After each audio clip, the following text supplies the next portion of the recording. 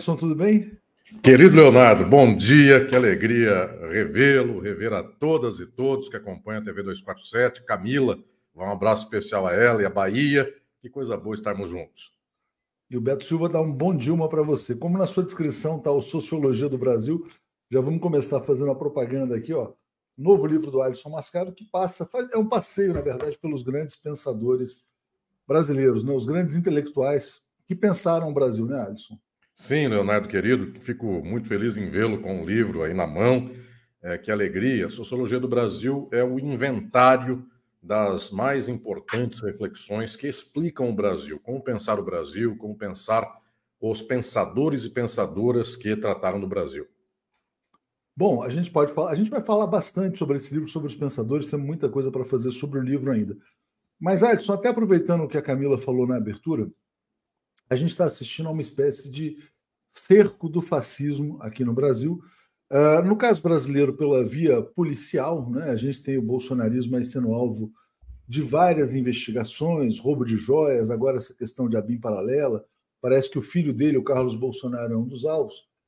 E também na França, que até na verdade seria o objetivo inicial dessa nossa conversa, é um cordão sanitário para conter o fascismo, como aconteceu na França também.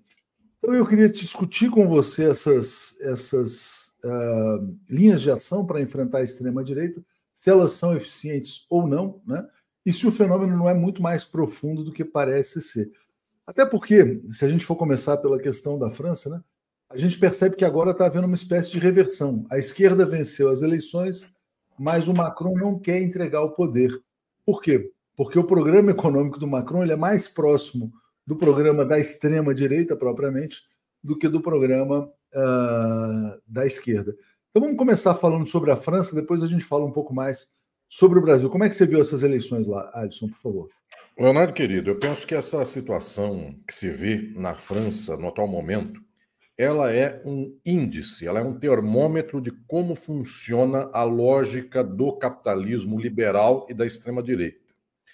Historicamente, este Emmanuel Macron, ele só vai às eleições ganhando o resultado final desse processo eleitoral, fazendo uma espécie de chamamento às esquerdas francesas contra a extrema-direita. Assim foram as duas eleições dele. Então ele é um candidato, eu diria, sem força expressiva no nível pessoal, ganha quando chama a esquerda para obrigá-la a votar nele contra a extrema-direita. E aí, então, Macron é um caso que não é único, eu diria que é um caso padrão, porque aqui no Brasil isso também é frequente, nos Estados Unidos também é frequente, por todos os lugares do mundo. Eu penso que a figura mais próxima de Emmanuel Macron é a figura do governador do Rio Grande do Sul, Eduardo Leite. O próprio Leonardo me deu a alegria de, no mês passado, além da entrevista mensal, eu ter feito com o Leonardo à noite. Aqui a gente está variando, Leonardo, de manhã, de tarde, de noite. Enfim, cada dia. Isso. Aguardem a entrevista da madrugada. Enfim, vai ter essa Boa.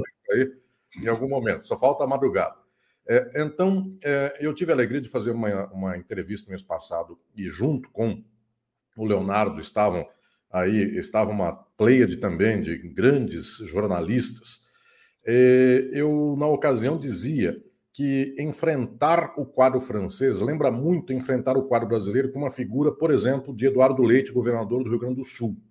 Porque esta figura, quando foi ao segundo turno, no caso do Brasil, esse governador do Rio Grande do Sul, contra, se eu não me engano, o Onyx Lorenzoni, que era a figura do bolsonarismo, ele obriga moralmente toda a esquerda a aguentar um programa neoliberal, que é o programa dele, dizendo antes o meu do que o do outro, porque o do outro é neoliberal e, além de tudo, tem pedrada no povo. Pedrada no povo ele tem, mas tem pedrada em grupos específicos, porque são fascistas, etc. e tal. De tal modo que o discurso de Macron, historicamente, sempre foi: a esquerda tem que entender que eu tenho mais votos que ela, e então ela tem que se subordinar a mim. Agora é a hora em que o mesmo discurso se pôs na linha contrária. E que é esse discurso na linha contrária? Agora, nesse momento, pela primeira vez, a soma da esquerda tem mais voto do que o macronismo. Só que nessa hora, a argumentação dele próprio não vale. Então, nesse momento, não tem apoio para uma posição de esquerda. Como, historicamente, este Eduardo Leite é um exemplar do tucanismo. Esse tucanismo, historicamente, tirando agora na última eleição presidencial, mas historicamente, em havendo PT e havendo extrema-direita, o tucanismo se bandeia para a extrema-direita. Então não é um histórico de muito apoio às posições do PT, porque o próprio Eduardo Leite também não fez um apoio, eu diria, minimamente legível ao presidente Lula nesta última eleição, sequer ao Haddad em 2018 e outras eleições mais, Dilma antes disso. Então é sempre um jogo pelo qual a direita só joga o jogo da extrema-direita e obriga a esquerda a votar nela contra o espantalho da extrema-direita, mas a política de direita e a política de extrema-direita é apenas uma gradação do mesmo horizonte. Então, eis mais uma vez a prova de que esta dita concórdia de pessoas que comem à mesa com talher contra esse bando de acelerados da extrema-direita, essa visão é uma visão que não se põe na realidade. A todo momento, as direitas ditas liberais do mundo, elas estão preparando o bote para a extrema-direita. Então, de alguma maneira, é o caso dos Estados Unidos, inclusive, Leonardo, me permita começarmos então, já que é assim, vamos pela geopolítica, depois chegamos à política da jabuticaba, que é a nossa nacional. Do roubo de joias, vamos falar assim, não da jabuticaba, do roubo de joias, que agora é coisa nossa. Né? Dos pequenos ladrões de joias e grandes joias, enfim, não só pequenos ladrões, mas grandes ladrões de pequenas e grandes joias. Então, houve um tempo em que a imagem de um ladrão de joias era o Meneghetti, no começo do século XX. Enfim, a gente já está, passa um século, as imagens vão se deteriorando. Então, o que eu estou dizendo é que no caso dos Estados Unidos, quando nós observamos a lógica do Partido Democrata, querido Leonardo e queridas e queridos, não diferem nada da lógica do Macron. Eu gostaria, Leonardo, de poder falar isso aqui de modo bastante explícito. A ameaça que faz Biden, ela obviamente tem outras características, ela tem outro histórico e ela também está permeada de circunstâncias distintas. O Biden não tem aqui a posição do Macron. Mas observemos nós que o Biden representa, no final das contas, esta posição imperial de direita dita liberal nos Estados Unidos, que é a mesma do Macron na França. Pode haver aí algum grau de pequena divergência, mas é a mesma posição. E esta posição, ela não admite qualquer câmbio para a esquerda, de tal sorte que Biden, o problema dele central de sair da disputa eleitoral ou continuar na disputa eleitoral, não é ele, não é a família dele, como a primeira imagem se deixa dizer, a esposa dele não deixa ele sair da campanha, ele está batendo o pé, etc. e tal. As decisões imperiais dos Estados Unidos jamais são feitas sob o alvitre individual, apenas ele. É óbvio que passa pelo presidente dos Estados Unidos a decisão de candidatar-se à reeleição ou não, mas isto é uma decisão de um jogo político, de uma espécie de oligopólio da política, que de um lado tem o Partido Republicano, do outro Democrata, e o Partido Democrata tem as facções dominantes que envolvem diretamente o grande capital estadunidense, e a decisão central não é em favor de Biden ou contra Biden, é que, em renunciando Biden à sua candidatura à reeleição, só pode assumir essa candidatura alguém que represente exatamente os mesmos interesses, belicistas, imperialistas, com esse pequeno verniz edulcorado de bons modos à mesa que tem o Eduardo Leite aqui no Brasil, não só ele, o tucanismo em geral tinha isso, que tem o Macron na França, outros mais, tirando essas questões de bons modos, etc. e tal, cujo exemplo nem é o principal, eventualmente, Eduardo Leite, é Fernando Henrique Cardoso, que governou esse país 2 vezes e privatizou o país de ponta a ponta e deixou esse legado. Ao cabo, ele comia com talheres, e comia, inclusive, elegantemente com talheres em Paris. Mas a questão decisiva é que a decisão sobre Biden envolve mais ou menos algo como Macron. Não se pode abrir para posições mais à esquerda. Não se pode ter um candidato popular efetivamente vinculado aos interesses, ou mesmo que dificilmente os Estados Unidos. Mas pode-se dizer, então, Alisson, vamos imaginar a situação da França, quer dizer, o Macron não quer entregar o poder e tenta ou rachar a esquerda, pegando ali um bloco dos socialistas, ou eventualmente montar uma aliança ali mais à direita. O que ele está fazendo pode ser classificado como um golpe de Estado, se a gente considera que quem ganhou as eleições foi a nova Frente Popular?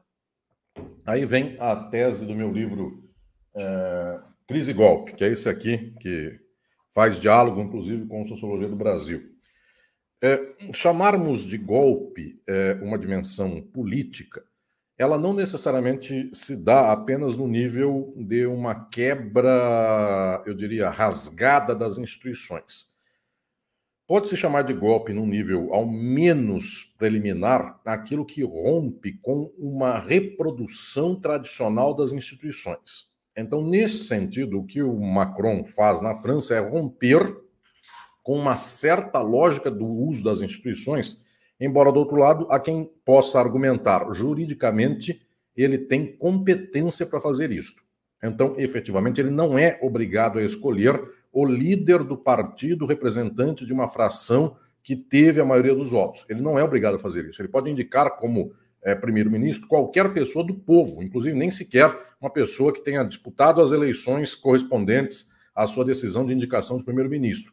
Tecnicamente, ele poderia fazer isso. Só que na história do modus operandi das instituições político-eleitorais francesas, não é assim que acontece. Então, poder-se dizer que se trata aqui de um golpe não no nível necessariamente jurídico, estrito sensu, mas num golpe nas posições tradicionais das instituições, o que é um pouquinho diferente daquilo que é a minha discussão do crise e golpe sobre o golpe ocorrido no Brasil com a Dilma Rousseff.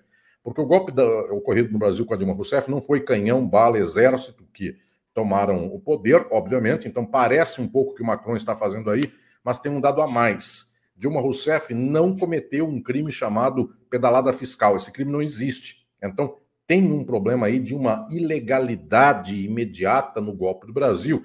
Essa do Macron, ilegalidade não há na decisão, inconstitucionalidade não há na decisão dele em romper com esse quadro. Então, é uma espécie de golpe na prática, ainda que não golpe juridicizado. Seria uma quebra de protocolo, vamos dizer assim, do protocolo democrático ali na França. Exato. Exato. Obrigado aqui pela chegada de um novo assinante, quer dizer IBO3A, né? Então gostei do perfil. Deve ser uma fórmula química, alguma coisa desse tipo aí. Mas, Alisson, então vamos passar agora para a questão de fundo, né? Porque, por exemplo, a derrotada Marine Le Pen, ela falou: olha, houve uma aliança, essa aliança que você fala, né, da direita tradicional, inclusive com a esquerda, durante essa eleição, para dizer o seguinte: olha, quem tiver em terceiro lugar abre mão da sua candidatura para fazer o cordão sanitário. Aí ela falou que essa foi a aliança da vergonha, da desonra, etc. e tal, e que a vitória da extrema-direita na França foi apenas adiada, né? E muitas pessoas também apontaram que, do ponto de vista numérico, quantitativo, quem teve mais votos na França foi exatamente a extrema-direita. O que está expressando, na sua opinião, essa força eleitoral da extrema-direita lá? É a insatisfação com o capitalismo no seu estágio atual? É o ódio ao imigrante? É o quê? Na verdade, toda a estrutura da sociedade capitalista das últimas décadas, ela revela imediatamente posições de sofrimento social e sofrimento dos sujeitos, dos indivíduos nesse contexto. Não há um país no mundo no qual a dimensão do capitalismo esteja promovendo, eu diria, esperanças, afetos, sentimentos bons. Aconteceu de que nessa quadra histórica do capitalismo, uma série de dimensões sociais puderam se amalgamar, puderam ter uma coesão, e esse mix, este conjunto, quando uma vez posto em coesão, reunido, esse mix é mortal, ele é um veneno decisivo. Então, nós vivemos um tempo presente de uma combinação de desgraça econômica, exploração social, ao mesmo tempo, pela primeira vez na história, conhecimento daquilo que parece ser um gozo econômico da vida das demais pessoas mediante coisas como isto aqui. Um pobre de 50 anos atrás é o tempo do Fordismo. Quem quiser saber também mais desses termos, é um outro livro meu, já que o Leonardo mostrou um, eu mostro mais dois, que é o Estado e Forma Política. Aqui eu explico que o capitalismo teve uma fase no século XX de Fordismo. Ford, indústria, pessoas iam para a fábrica, basicamente. Então, esta pessoa tinha uma dimensão de uma coesão de vínculo social na fábrica, na grande loja, na grande indústria, o grande empresário, sindicato, figuras, inclusive, exploradoras, pareciam que vinham do entendimento daquilo que eles próprios faziam nos termos da sua indústria. Então, pensemos aqui numa figura como Antônio Hermílio de Moraes, que não sei se o Leonardo conheceu pessoalmente, mas, enfim. Claro, conheci e entrevistei.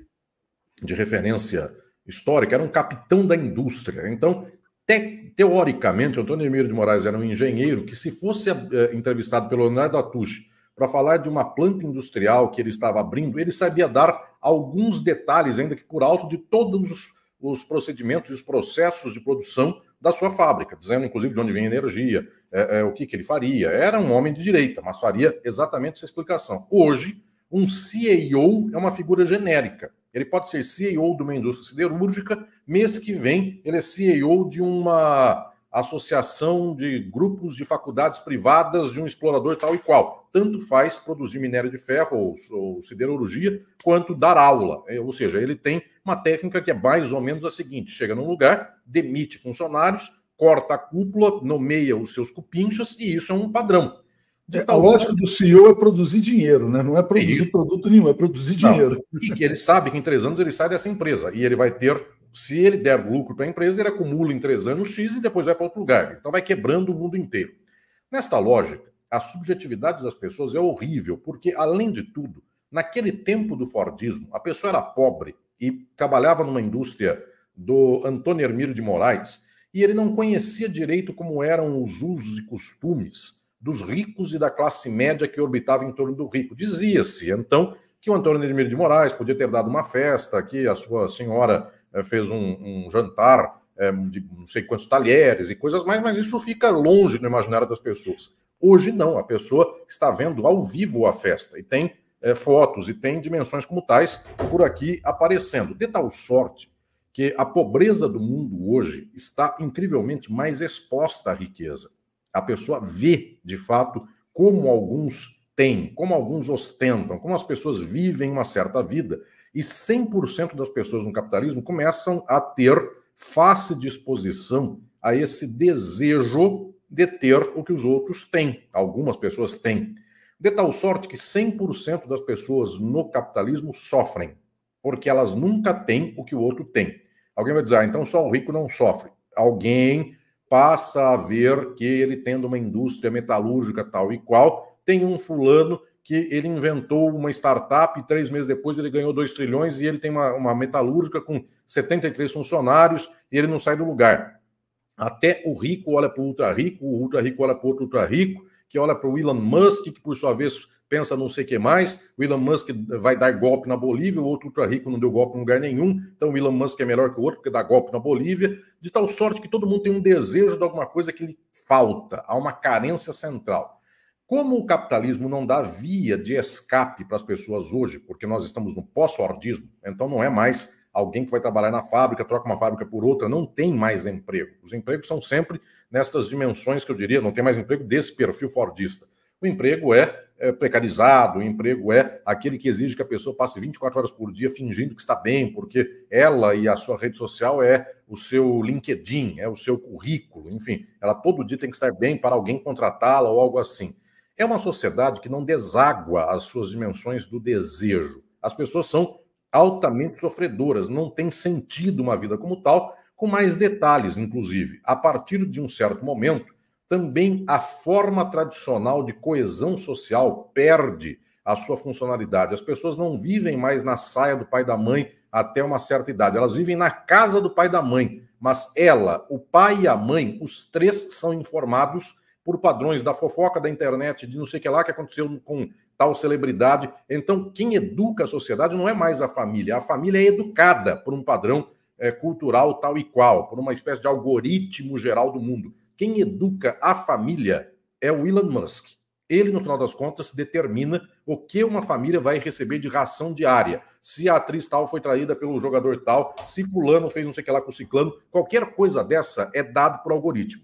Se Leonardo Atushi e Alisson Mascaro chegarão na casa de alguém, isso é decisão do Elon Musk, no final das contas. Claro, eu sei que vocês que me acompanham aqui... Aliás, o Elon Musk tweetou isso hoje, tá? Ele fez um tweet dizendo assim, olha, dizem que os computadores controlarão o mundo um dia. Aí ele botou, eles já controlam. Ele escreveu exatamente isso hoje. Além de tudo, é uma espécie de poderoso presunçoso. Então, ele gosta da presunção, ele tem esse pecado.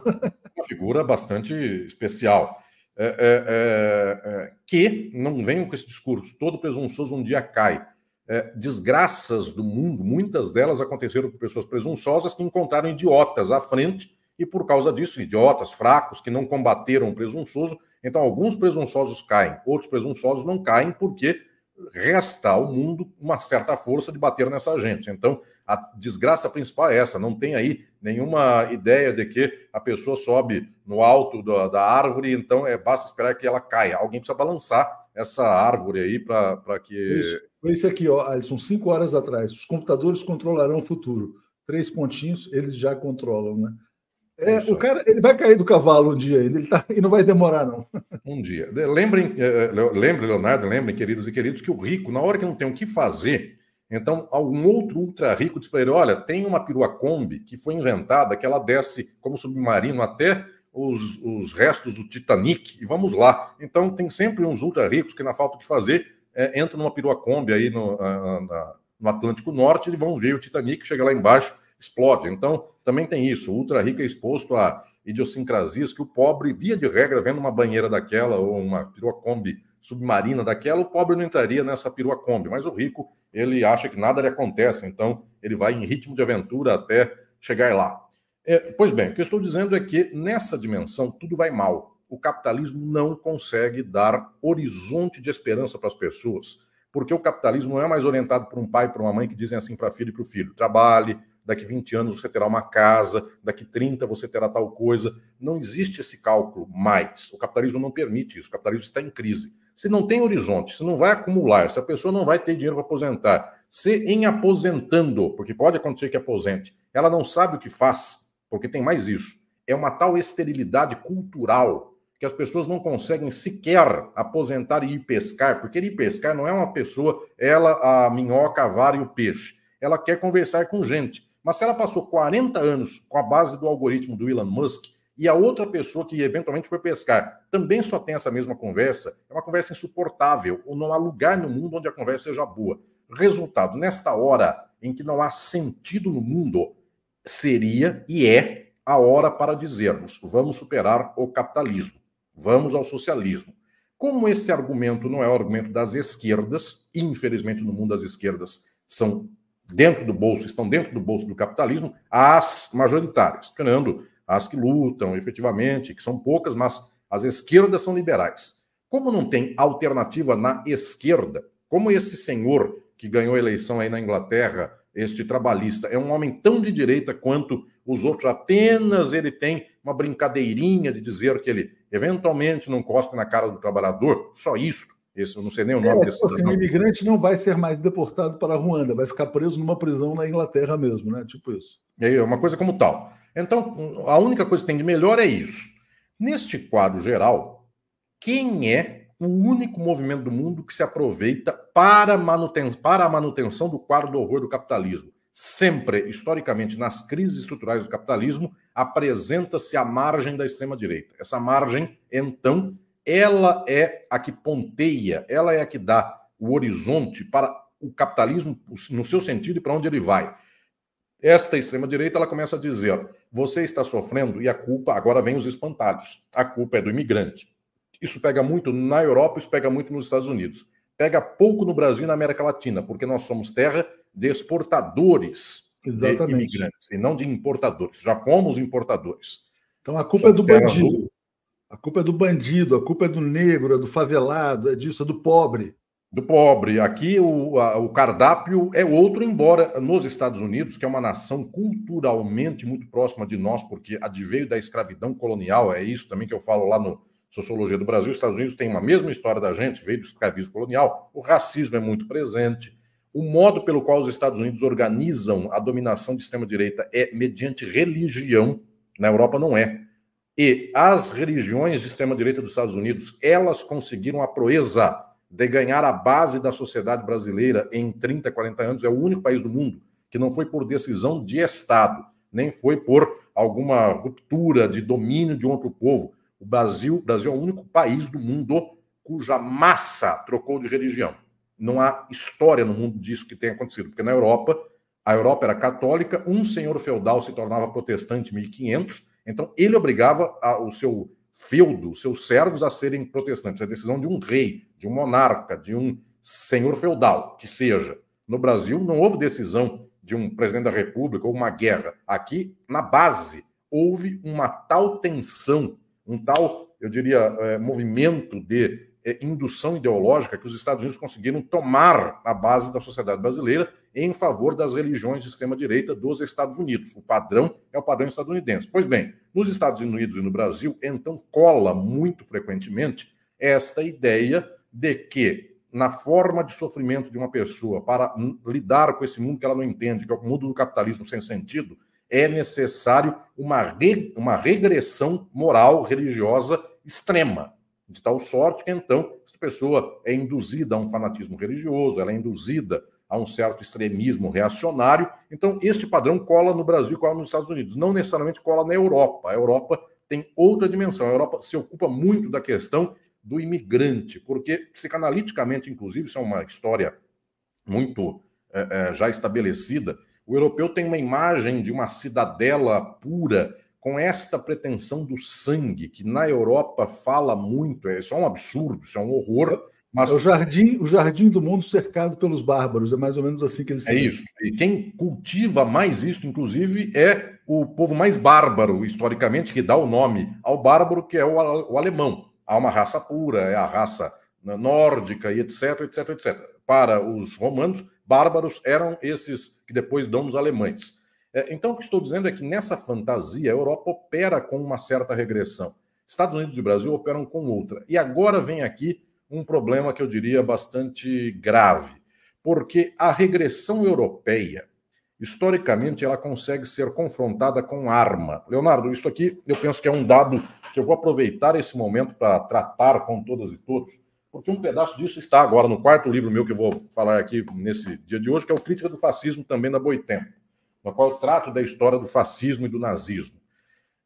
O movimento europeu, incrivelmente, olhem o que eu vou dizer aqui, do nazismo e do fascismo, ele é fantasioso. Porque, no final das contas, dizer de raça pura alemã é uma piada e dizer de raça pura italiana é outra piada. E quaisquer raças puras por aí. Este modelo europeu ele se desmonta na base de um exército que bate no exército fascista ou nazista e ganha a guerra, que foi o que aconteceu com a União Soviética. Entrou na Alemanha e destruiu esse jogo. O modelo estadunidense, que tem por primeira colônia o Brasil hoje é a nova colônia ideológica do mundo. Esse modelo começou nos Estados Unidos lá no século XX, principalmente na segunda metade, no final. A primeira nova colônia do mundo é o Brasil. O Brasil não é mais um país, eu diria, colonial no sentido político, mas os Estados Unidos inventaram a colonização do pós-fordismo. E a primeira grande colônia do mundo é o Brasil. Por que essa colônia... Explica melhor isso aí, né? Esta colônia não precisa mais operar nos níveis de um exército colocando tanque na frente da Baía da Guanabara, ou então de um presidente que tem que ser áulico total do governante dos Estados Unidos. Não precisa ser o Castelo Branco, que eventualmente tenha tirado o João Goulart e ponha um tapete vermelho para o Lyndon Gordon ou qualquer embaixador estadunidense. Pela primeira vez, nós já temos aqui agora o modelo total de um país colônia no nível ideológico. E o nível ideológico da colônia é o nível da religião. Porque o grande diferencial é que o povo brasileiro, na massa, ele se organiza para a regressão. Ele quer, e não o exército daquele país, como era o caso de Mussolini e Hitler, que induz politicamente o exército, ou Mussolini ou Hitler, que induz um povo a reforçar a ideia de que a raça é pura, de que a Itália é boa porque descende do César romano, de que a Alemanha tem uma raça dita X, um sangue dito Y, porque são melhores do que qualquer outra raça. Esta ideia, sempre no fascismo histórico, ela era altamente cultivada pela liderança fascista, pelo movimento fascista. Neste caso dos Estados Unidos, que redunda no Trump, mas vem eventualmente do Nixon, vem do Ronald Reagan, vem do Bush pai, Bush filho, esse movimento é um movimento da base. O povo é constituído ideologicamente para acreditar que há um Deus, este Deus é um Deus que se exprime por palavras que estão no Velho Testamento da Bíblia e não no Novo. Então, ser cristão não é ser cristão, é seguir o Velho Testamento, não o Testamento que teoricamente ou reputadamente falaria coisas de Jesus. Então, o cristão não é mais cristão, ele presume que o mundo é presidido por um Deus que castiga e dá atos de graça, e que este Deus que castiga e dá atos de graça, o ato de graça é a riqueza.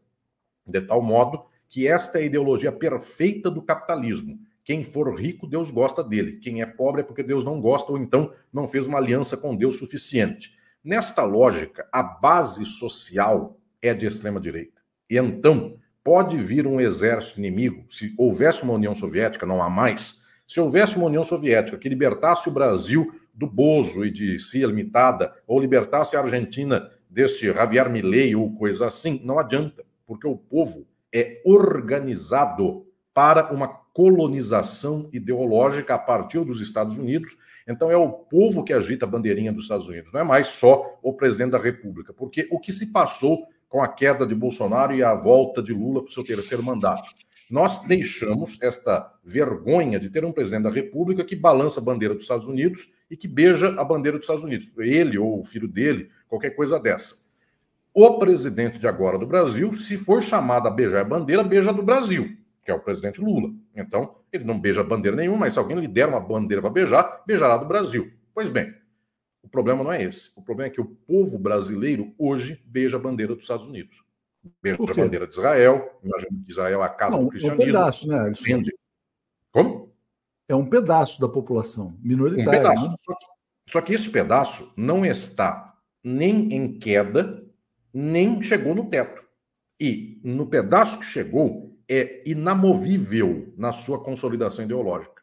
Então, todo o problema, e agora eu só antecipo, mas a gente ainda acaba a geopolítica para depois tratar do Brasil, eu só antecipo um quadro do Brasil, toda queda e subida de opinião pública em favor do presidente Lula que temos hoje, tudo isso está sempre num nível de margens, nunca num nível altamente expressivo.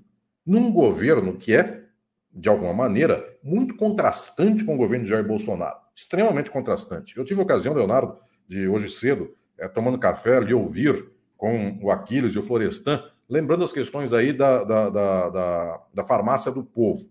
Pois bem, um presidente que dá uma farmácia para o povo é, de alguma maneira, operante no sentido oposto àquele que nega a vacina e manda o pessoal morrer e ainda faz gracinha com quem tem Covid, sei lá, fingindo que está perdendo o ar ou algo assim.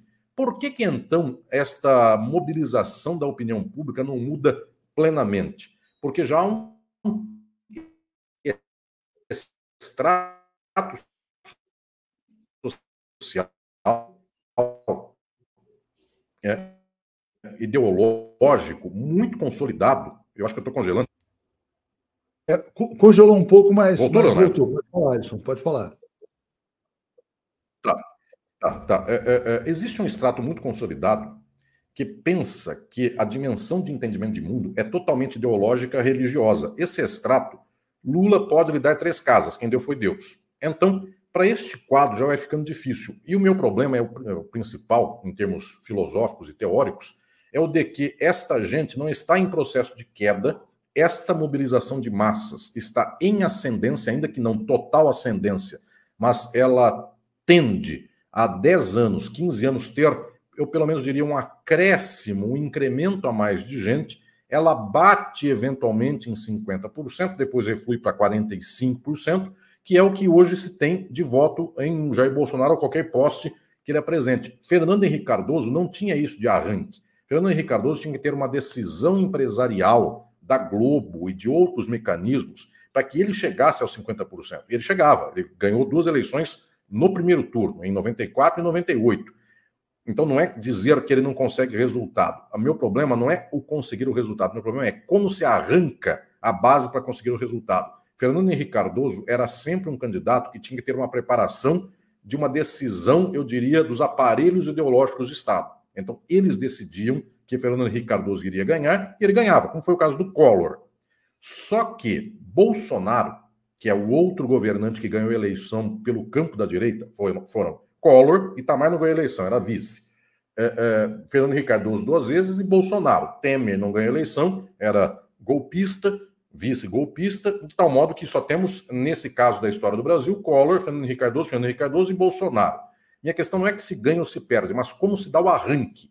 O arranque de Collor, Fernando Henrique Cardoso 1 e Fernando Henrique Cardoso 2, é o arranjo tradicional, que eu diria, das instituições que dominam o poder, os aparelhos ideológicos de Estado tradicionais. Então é a Globo, que faz um conluio com a Fiesp, com a Febraban, e decidem, será Collor, será Fernando Henrique Cardoso, ou seria o Zé Serra, seria qualquer um desses. Pois bem, Bolsonaro, ele se arranca da base, ele não se arranca desses órgãos, de tal modo que ele pode, inclusive, dar de ombros para a Globo. Você pode até não gostar de mim, você vai ter que beijar minha mão. Então, é o Bolsonaro que usa a frase mais ou menos absurda do Chico Buarque: você não gosta de mim, mas o seu filho gosta. Não pode dizer isso para mim.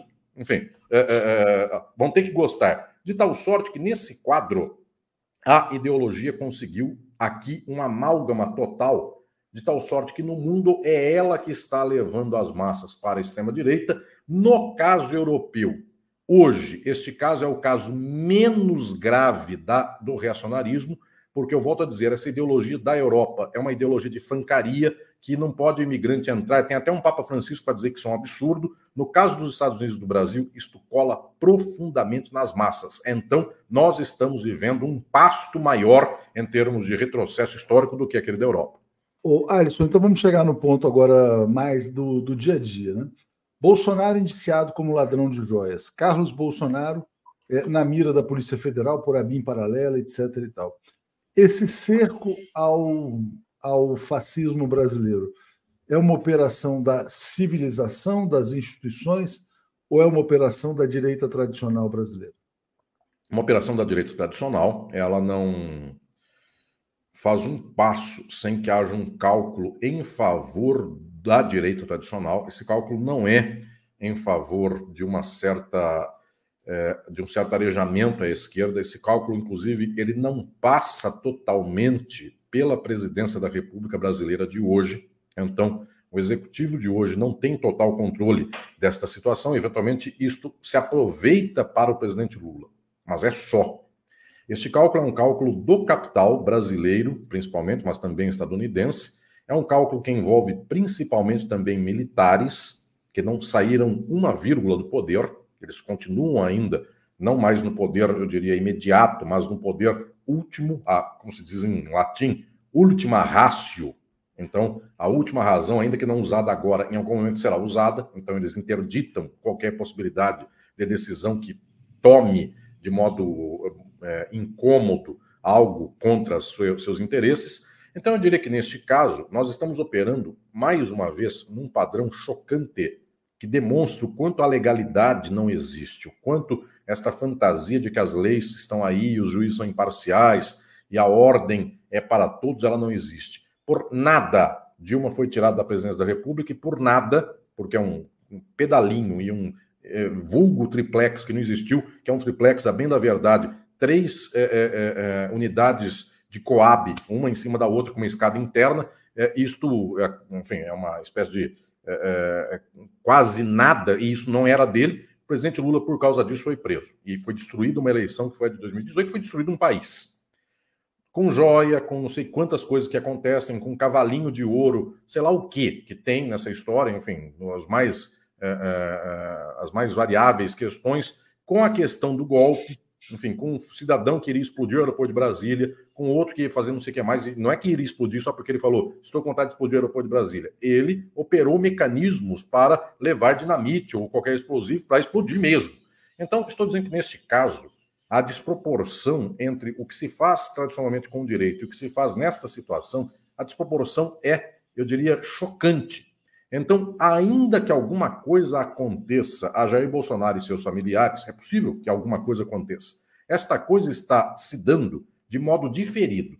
Então, já está vivendo aí uma longa temporada na qual, eventualmente, pelos padrões do moralismo, do reacionarismo que habitava 2013, lembrem por lá que naquele tempo as pessoas iam para a rua dizendo não haverá mais corrupção, não haverá mais nenhuma ilegalidade, o Brasil será passado a limpo. Essa mesma gente, tomando o padrão dela, Bolsonaro tinha que estar na cadeia já antes de governar, já no governo, qualquer coisa dessa. Então...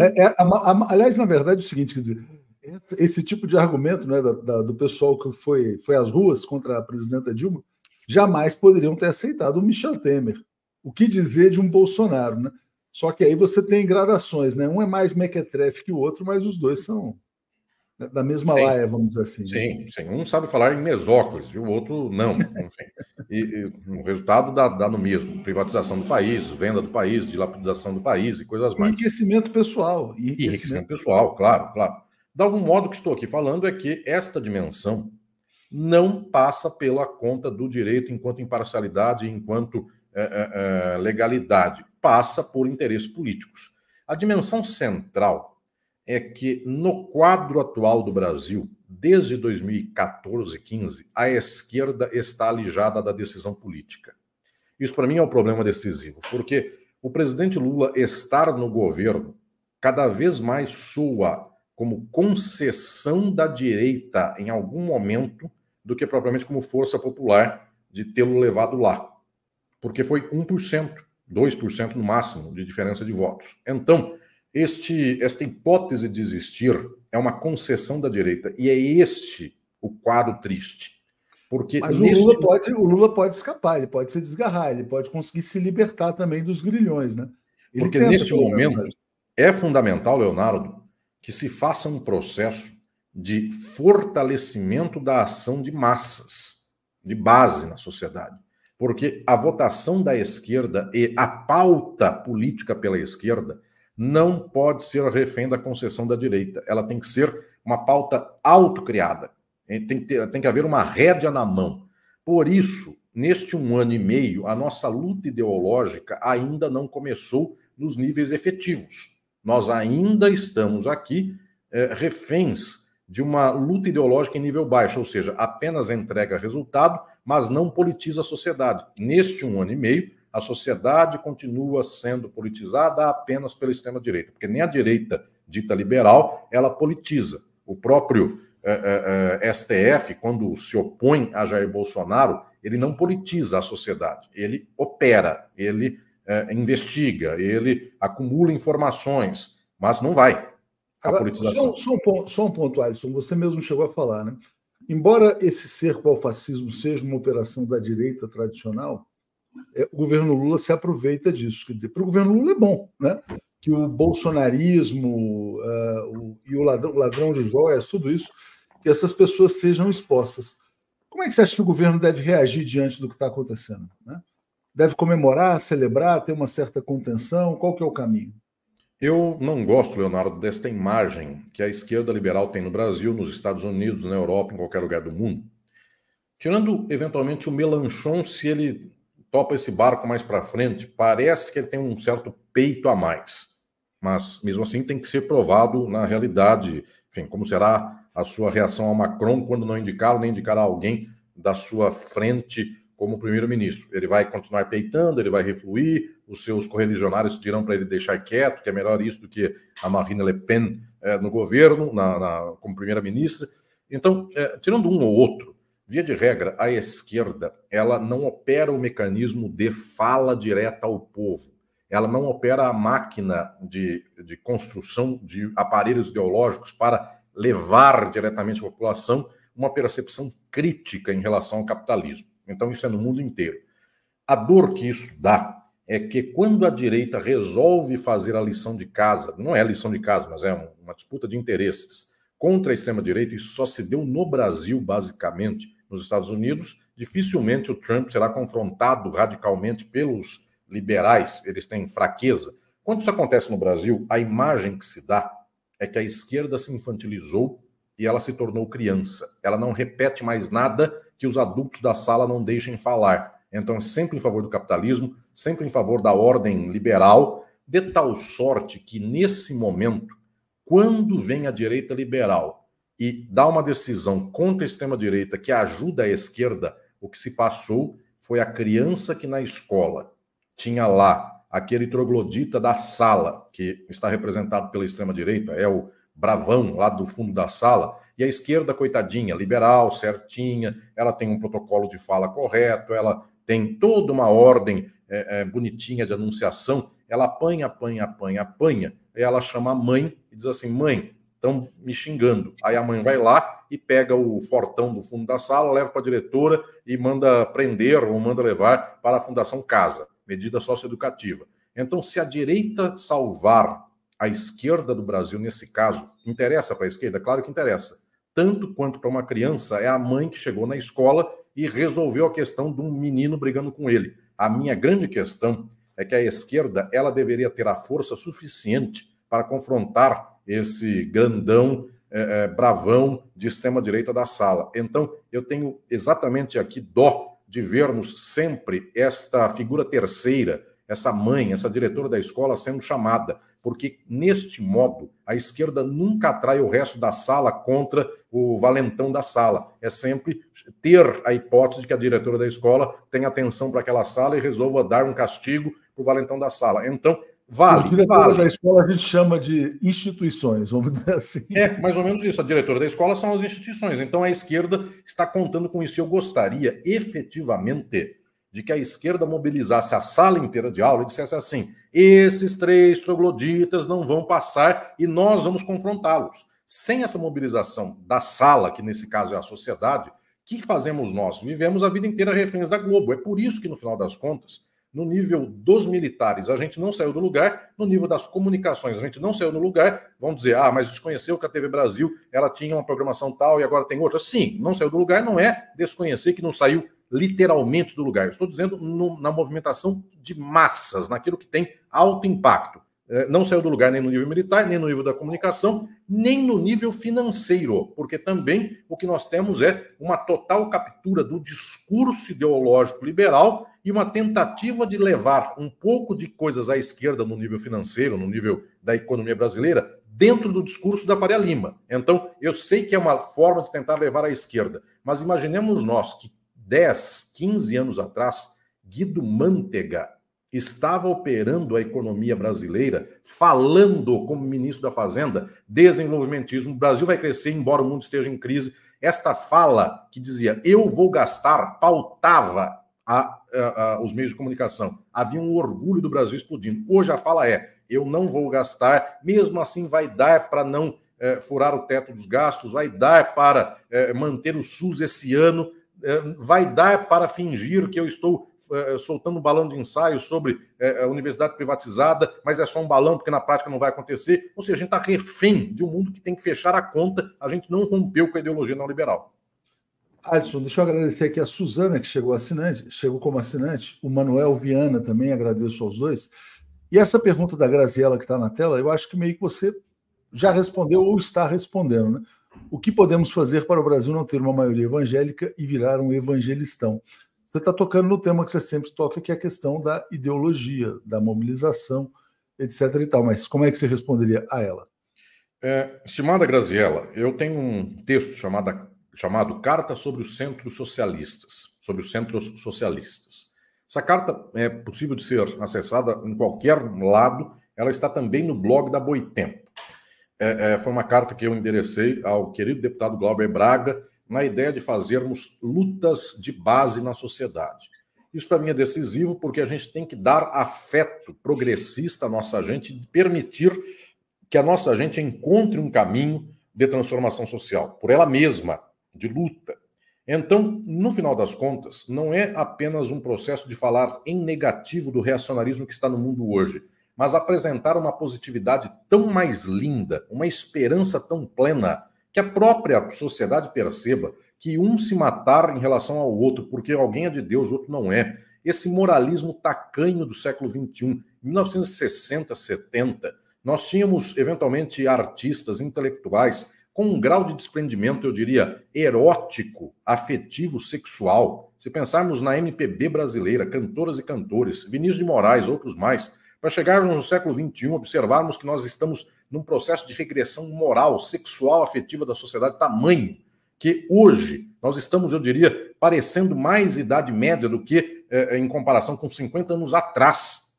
Para observarmos que tudo isso vai castigando as pessoas, porque ninguém consegue viver uma vida, eu diria, pura nesses termos, ninguém consegue viver uma vida da regressão moral da idade média. Enfim, não existe um termo como esse, todo mundo vai sofrendo, todo mundo vai se desgastando, todo mundo vai morrendo em termos de depressão.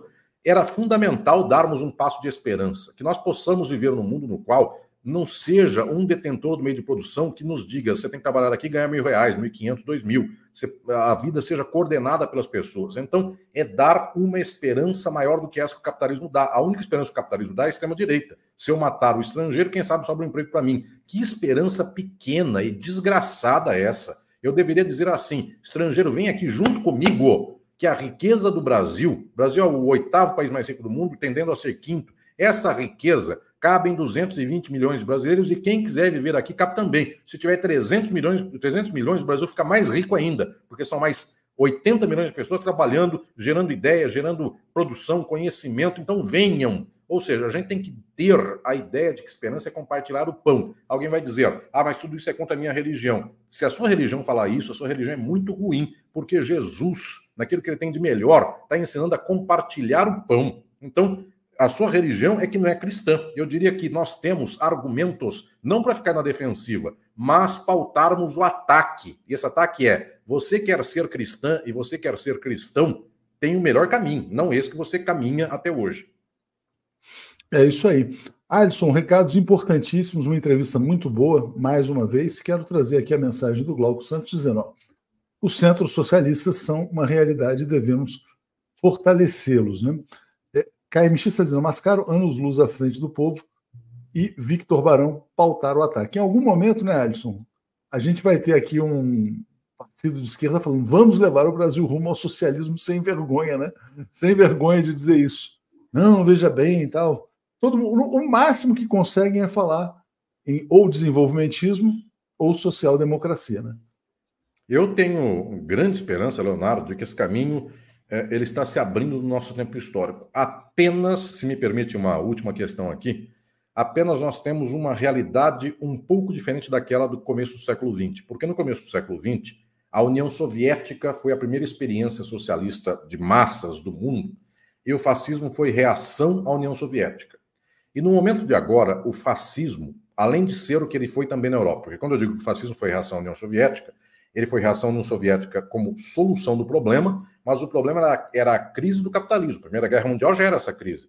A quebra da Bolsa de Nova York já era essa crise do capitalismo. Hoje nós temos a crise do capitalismo. Desde 2008, o capitalismo não fecha mais as contas.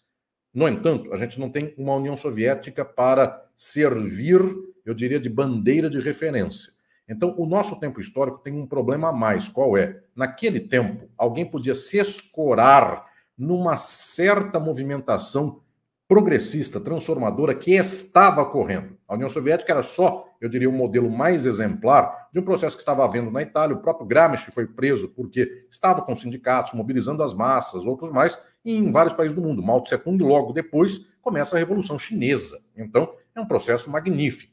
No atual momento, nós não temos uma experiência transformadora acontecendo, e de tal modo que o fascismo reage ao capitalismo em crise. Ele tem um fantasma de comunismo, mas se esse fantasma, Leonardo, permita fazer aqui a piada mais absurda, se por esse fantasma de comunismo nele entra o João Dória, isso é um fantasma, porque alguém considerar João Dória um comunista, alguém considerar, sei lá, pessoas que comem com talher comunistas, é uma fantasia, é um comunismo que não existe. Então, o que eu estou aqui insistindo é com a ideia de que hoje nós temos uma dificuldade a mais, porque o fascismo ele é um modo pelo qual o capitalismo opera com a crise e bloqueia qualquer solução alternativa. Só que agora nós não temos algo a nos apoiar em termos de arranque.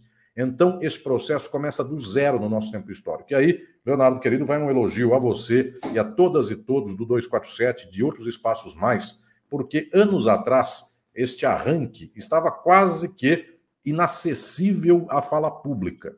E graças a um espaço como esse, nós já temos um grau a mais de esperança. Isso aqui é possível de fazer uma conexão. Só quero dizer para vocês, porque daqui a pouco começa uma etapa minha de lançamentos. Eu estou agora lançando o Sociologia do Brasil e fiz 1 ano e meio de lançamento de crítica do fascismo no Brasil de norte a sul. Que alegria eu chegar em qualquer lugar do Brasil e as pessoas me abraçarem dizendo professor Alisson, mestre Alisson, leia seus livros, acompanhe suas ideias, e eu sou tão feliz de ver você com o Leonardo Atush todo mês fazendo entrevista. Leonardo é algo que eu vejo a todo momento e é algo magnífico. Há esperança. Vamos fazer cada vez mais. Obrigado, Alisson, muito bom falar com você. Vamos dar sequência aqui, o Joaquim está trazendo informações quentíssimas aí sobre o cerco ao fascismo no Brasil. Valeu. Obrigado. Abraços. Tchau, tchau.